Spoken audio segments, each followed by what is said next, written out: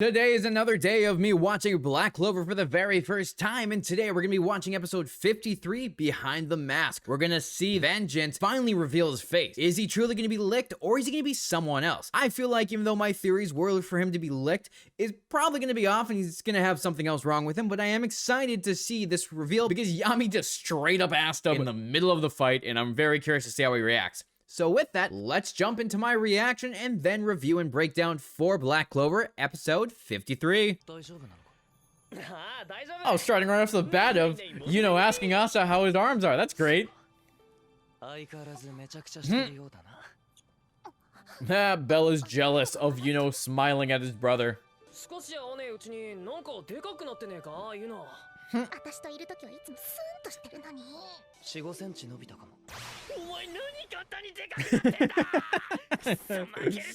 Oh.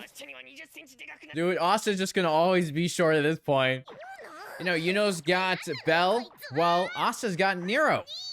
Got two little sidekicks that follow him around.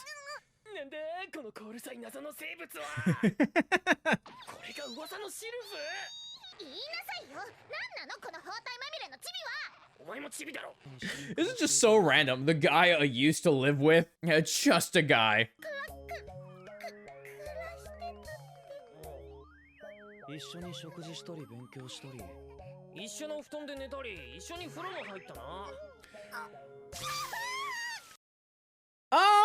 Also, I forgot to turn on that light. Oops. Ah, Charmy. Oh my god. Already starting off. Her meal-saving prince. Gotta enjoy it.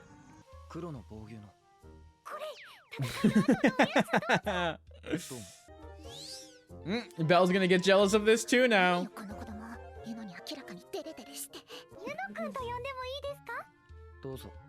Oh, they actually get their proper introduction this time because they didn't really have that last time. I completely forgot. Doesn't actually pose a threat.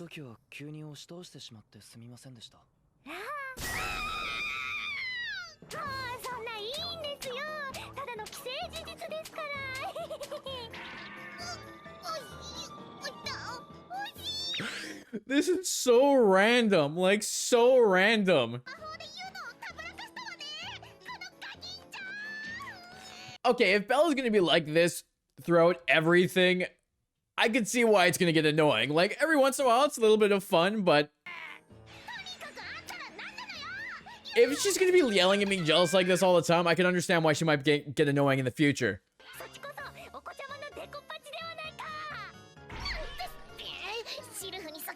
Charmy's going head to head with a magical spirit for their little jealousy. I'm gonna say I did not see this coming. I did not see that coming. I like how Asa and Yuno are just standing in the back. Asa has a more shocked face than Yuno.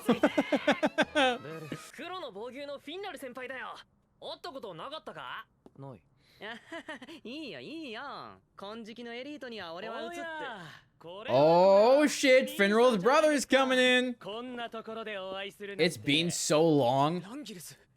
Yeah, I guess that's fair. He's kind of like in a strange family where he's the black sheep of the family. I was about to say that myself.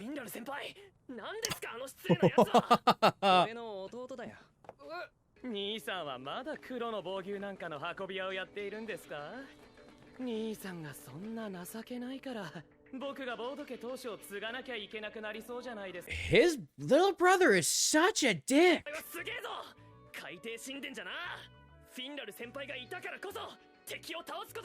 Yeah, you tell him, Asta. You tell him. Finral was a useful part of the team. He was not useless.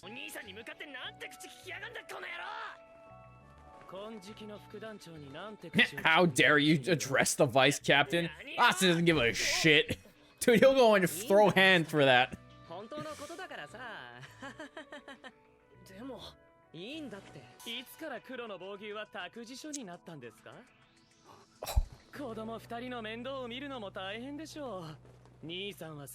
Wow. The funny part is both Charmy and Asta, they might be small, but they're powerful. Oh, is Finral gonna fight for his squad? He's gonna go fight his little brother? Oh. What was that? Oh, it's a slime dude. He's still going.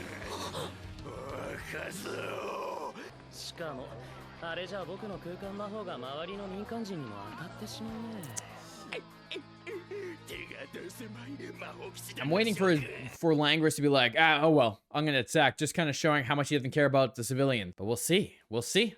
I gotta be patient. What did I just say? I knew he was gonna do that. I knew he was gonna do that. Ah, there we go, Asta. Oh, look, Nero even looks a little pissed off there.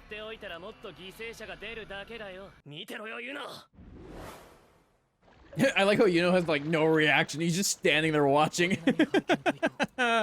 Let's see what you got.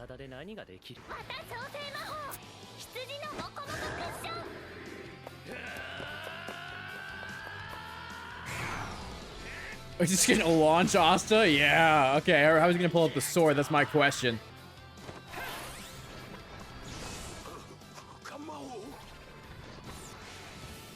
Oh, he's using his teeth? I guess that's one way to do it. Look at that coming in, just gonna slice right through it.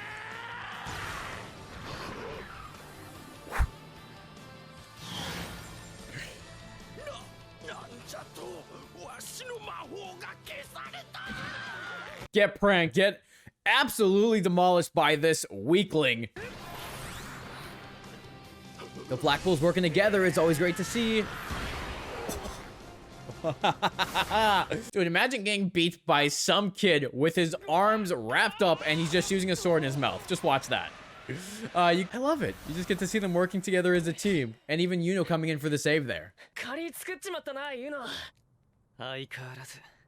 I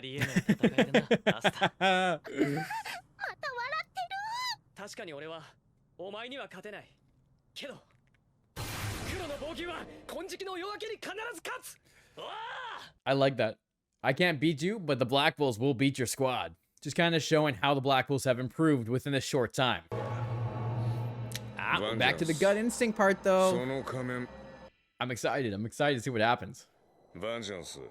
I feel like I have a theory. My theory is wrong, but I'm also excited to see what's going to be revealed.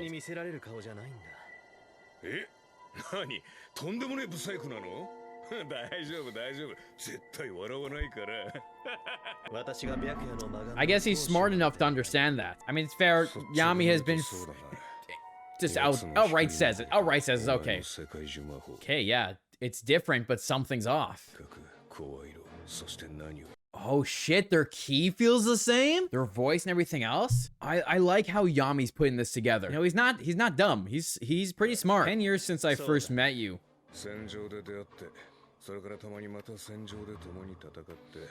Okay. They became captains at the same time. Hey, that's some interesting stuff to know. Something familiar? What could that mean? What could... Oh, what if he's related to Licht? Maybe that's why they have the same kind of key. The reveal.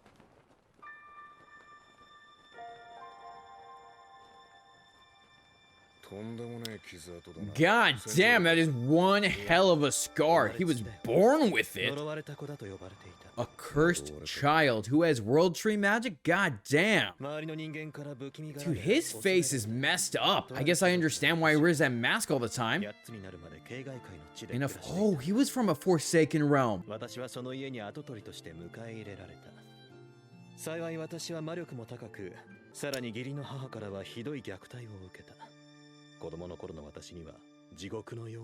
Oh, another person with a tragic backstory. Damn. Gets brought into a foster family and then gets abused. Okay, and you got King Julius being a pretty good guy again. Took Yami in, took Vangeance in. Okay.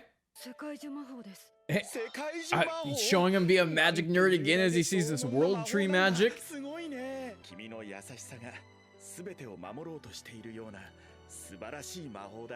His kindness? Huh.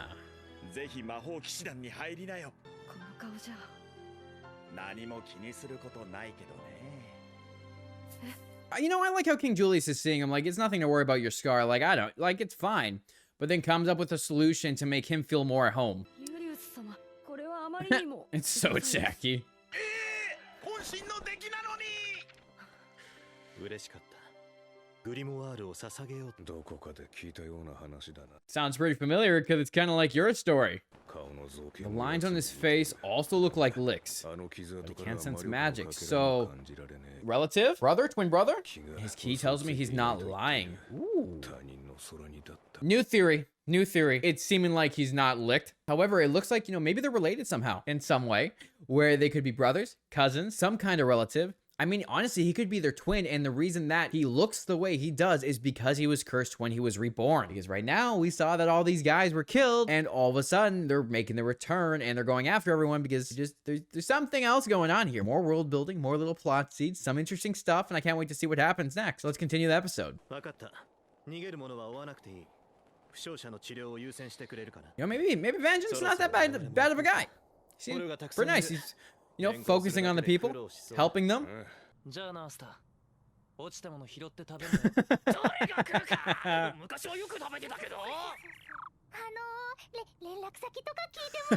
Could I ask for your address?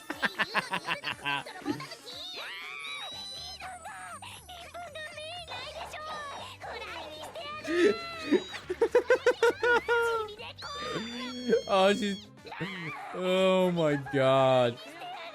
I do kind of like Charmer going after Belle, though. That's kind of fun.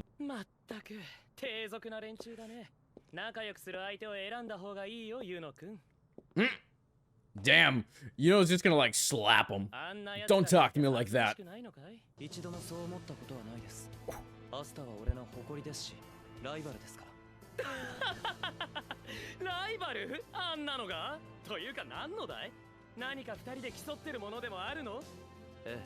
Dude, oh my god. I love how you have Langris questioning him, just straight face, like, why? Both working to become Wizard King. Always love seeing that.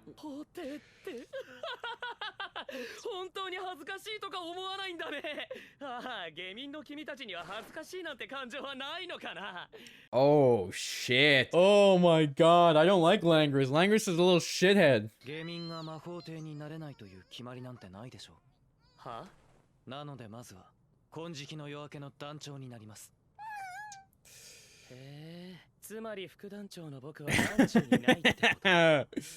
Gonna give care about vice captain. He's gonna become captain. So that was a really quick few episodes there. Oh, okay. So what were they after? That is the age-old question. Ah, I see. The Mage Warriors. Hey, look, it's Mars. Okay, so they just wanted to get some information about the Clover Kingdom, what they had of their arsenal, some spatial magic, Sith, and World Tree magic that absorbs their magic. Okay, a lot of details in this episode. I like this one a lot more than the last one, mostly because of, Asa's interaction, everything that went on with their characters, as well as Finral facing his brother, and the reveal of Vangeance's face.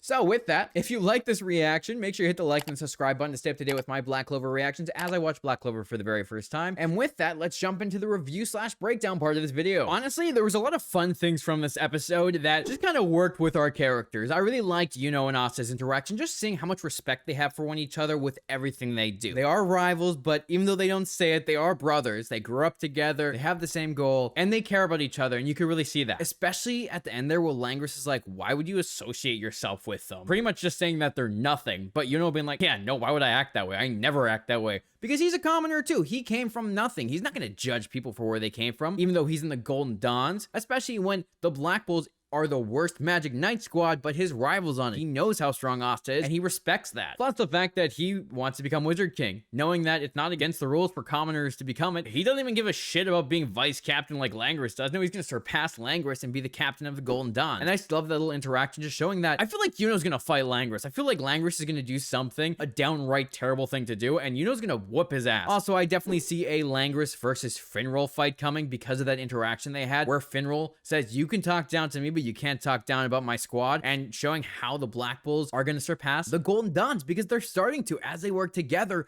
they're getting stronger, just like how Asta, Finral, and Charmy work together to take down one of the Shining Generals. Even Asta doing it with 2 broken arms, literally pulling his sword out with his mouth and slicing right through that slime. I really like that moment because it also just shows you how Langris is a terrible person, willing to risk civilian lives, while Asta knows there's another way and refuses to let anyone die. Just absolutely fantastic. And also just having, stand by, respecting his decision. It's like, nah, he's got this. Now, it was fun watching Charmy and Belle fight over and just having Charmy just be head over heels for him. That's a lot of fun.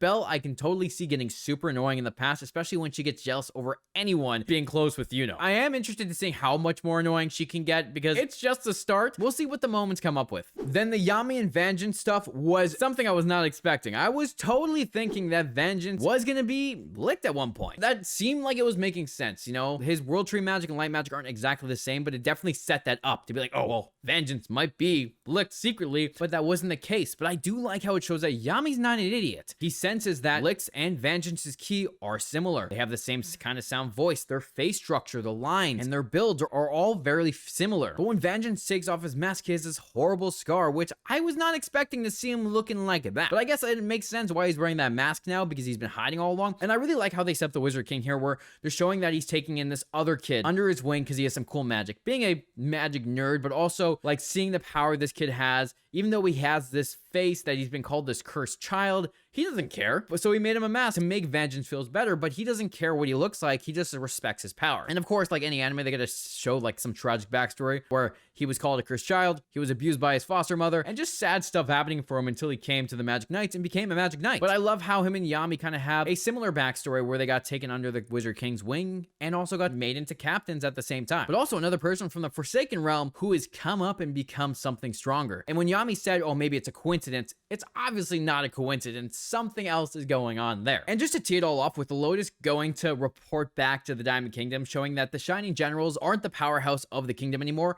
It's actually the Mage Warriors, is really interesting because it also showed Mars.